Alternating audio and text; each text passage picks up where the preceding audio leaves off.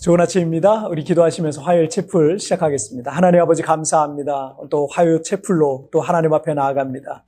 이 아침에 우리 주님 나와 함께 하여 주시고 우리 각자의 개인의 예배의 자리에서 만나 주시고 말씀하시고 은혜를 내려 주옵소서. 감사하며 예수님의 이름으로 기도하옵나이다. 아멘. 자, 오늘 우리에게 주신 하나님 말씀은 마태복음 17장 9절부터 13절까지의 말씀 보시겠습니다. 그들이 산에서 내려올 때 예수께서 명하여 이르시되 인자가 죽은 자 가운데서 살아나기 전에는 본 것을 아무에게도 이르지 말라 하시니 제자들이 물어 이르되 그러면 어찌하여 서기관들이 엘리야가 먼저 와야 하리라 하나이까? 예수께서 대답하여 이르시되 엘리야가 과연 먼저 와서 모든 일을 회복하리라. 내가 너희에게 말하노니 엘리야가 이미 왔으되 사람들이 알지 못하고 임의로 대우하였도다. 인자도 이와 같이 그들에게 고난을 받으리라 하시니 그제서야 제자들이 예수께서 말씀하신 것이 세례 요한인 줄을 깨달으니라. 아멘.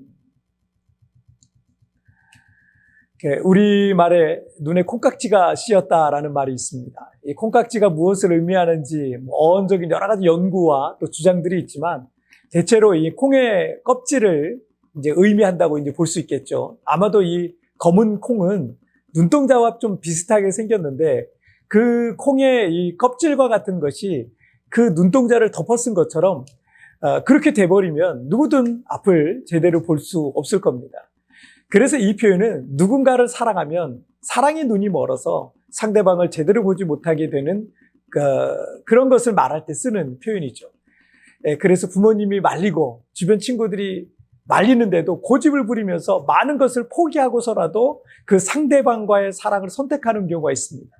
어찌 보면 상대방의 조건을 보지 않는 진정한 사랑을 선택했다라고 말할 수도 있겠지만 나중에는 내가 왜 그때 부모님 말씀을 안 들었을까? 왜 남들이 다 말리는 걸 나만 제대로 보지 못했을까라고 이렇게 후회할 때도 있기도 합니다.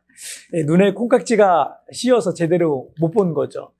이렇게 우리가 두 눈을 갖고 있어도 제대로 못 볼 때가 있는데 그 이유가 있습니다. 우리의 눈과 상대 사이에 뭔가가 끼어 있기 때문에 그래요. 그것은 내 생각과 가치와 욕심일 수 있어요. 때문에 내가 보고 싶은 대로만 보는 겁니다. 그래서 눈이 있어도 제대로 볼 수가 없는 거예요. 예수님께서 이 베드로와 야고보와 요한 이 세 명의 제자들을 데리고 높은 산에 올라가셨을 때 이야기 오늘 계속 이어지고 있는데 예수님의 얼굴은 해같이 빛났어요. 또 옷은 빛과 같이 휘어졌고 모세와 엘리야가 하늘로부터 내려와서 예수님과 더불어 대화 나누는 영광스러운 장면을 제자들이 이제 목격을 하죠. 자, 그리고 구름 위에 하늘로부터 예수는 내가 사랑하는 아들이요 내 기뻐하는 자니 너희는 그의 말을 들으라 라는 이 하나님의 장엄한 음성까지 듣게 되는 신비한 경험을 제자들이 하게 됩니다. 그 일 후에 10절에 보시면 제자들이 물어 이르되 그러면 어찌하여 서기관들이 엘리야가 먼저 와야 하리라 하나이까? 라고 예수님께 묻고 있는 장면이 있어요. 여러분 말라기 4장 5절에 보면 보라 여호와의 크고 두려운 날에 이르기 전에 내가 선지자 엘리야를 너희에게 보내리라 라고 예언된 말씀이 있습니다. 자, 그런데 이 변화산상에서 하늘로부터 예수님에게로 엘리야가 찾아왔으니까 제자들은 왜 메시아가 오시기 전에 엘리야를 먼저 보내신다라고 하셨는데 오늘의 이 상황은 지금 무엇입니까? 라고 이제 묻고 있는 거죠. 순서가 바뀐 것 같은 겁니다. 11절과 12절을 보시면 예수께서 대답하여 이르시되 엘리야가 과연 먼저 와서 모든 일을 회복하리라. 내가 너희에게 말하노니 엘리야가 이미 왔으되 사람들이 알지 못하고 임의로 대우하였도다. 인자도 이와 같이 그들에게 고난을 받으리라 하시니. 자, 예수님께서는 이미 엘리야가 이미 왔는데 사람들이 그를 알아보지 못하고 그를 박해하고 죽였다. 그들은 메시아인 예수님도 못 알아보고 박해할 것이다 라는 거예요. 세례 요한의 탄생을 기록한 누가복음 1장 17절에 보면 그가 또 엘리야의 심령과 능력으로 주 앞에 먼저 와서 아버지의 마음을 자식에게 거스리는 자를 의인의 슬기에게 돌아오게 하고 주를 위하여 세운 백성을 준비하리라고 이렇게 말씀하시고 있습니다. 메시아이신 예수님 앞에 와서 그 길을 예비한 세례 요한이 말라기 예언의 그 엘리야였던 거예요. 자, 하지만 사람들은 세례 요한이 메시아 앞서서 온 엘리야인 것을 못 알아봤고요. 그들은 예수님도 메시아이심을 못 알아보고 핍박과 박해를 한다는 겁니다. 왜 사람들은 세례 요한도 그리고 예수님도 못 알아봤을까요? 왜냐하면 그들과 세례 요한 그리고 그들과 예수님 사이에 뭔가 다른 것이 끼어 있었던 겁니다.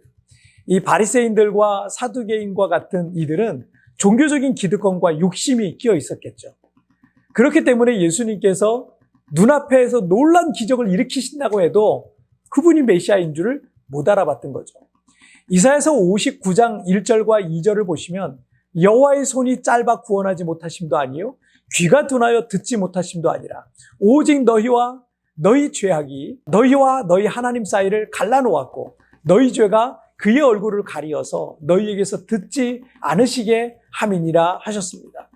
이사야 선지자는 우리와 하나님 사이에 죄악의 담이 끼어 있다면 우리가 아무리 기도하고 구하여도 하나님의 응답을 기대할 수 없다라고 말하고 있습니다.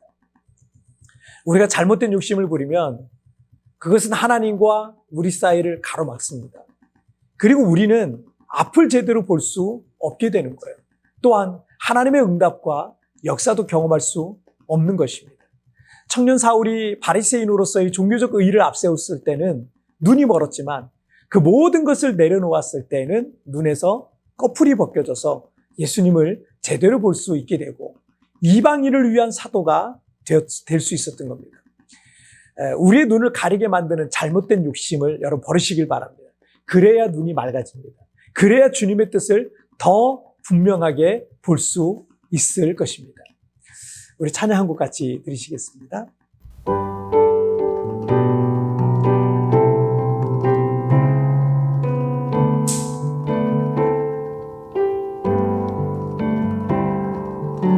어둠에 눈 밝히사 진리를 보게 하소서.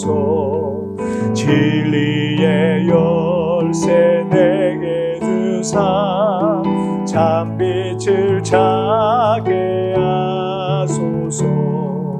깊으신 뜻을 알고자 엎드려 기다리오니 내 눈을 뜨게 하소서. 성령이여 2절 막혀진 내 길을 막혀진 내 길 여시사 주님의 귀한 음성을 이 귀로 밝히 들을 때에 내 기쁨 알량 얻겠네. 깊으신 뜻을 알고자 엎드려 기다리오리. 내 길을 열어주소서. 성령이여.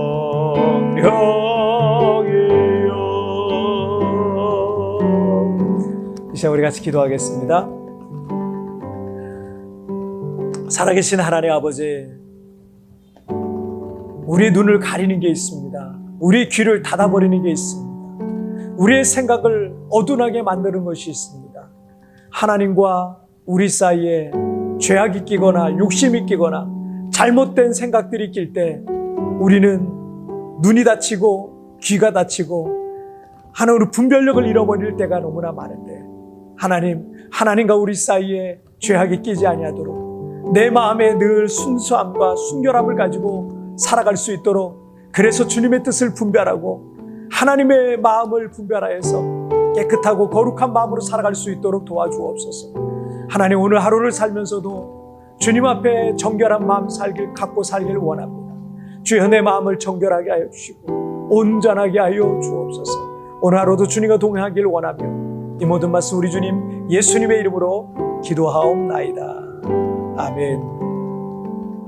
여러분, 뒤편에 나오는 오늘의 묵상 보시면서 개인적으로 묵상하시고요. 짧게라도 뜨겁게 기도하시면서 오늘 주님과 동행하시길 바랍니다. 우리 내일 굿모닝 채플에서 뵙겠습니다. 여러분 승리하세요.